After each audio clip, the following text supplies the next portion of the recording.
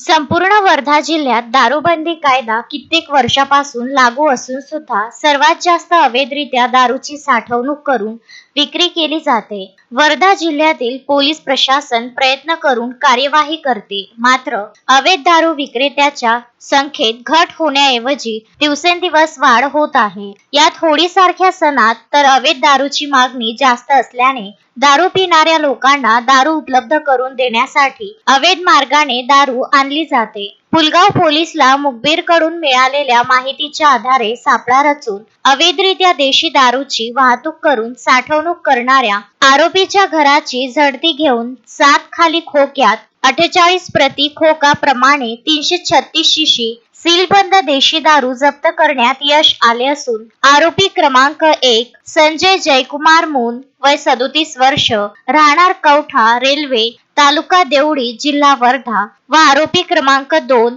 हिरामन सीताराम लोहकरे वय 72 वर्ष वार्ड क्रमांक 1 कवठा झोपडी तालुका देवळी जिल्हा वर्धा यांना अटक करण्यात आली आहे। आरोपीकडून टीव्हीएस कंपनीची ज्युपिटर मोपेड क्रमांक MH32 AV 3728 अंदाजित किंमत 80,000 रुपये, जुना मोबाईल किंमत 8,000 रुपये व प्रतिशिशी दारूची किंमत 100 प्रमाणे 33,600 अशी एकूण 1,21,600 रुपयाचा मुद्देमाल पंचासमक्ष जप्त करण्यात आला।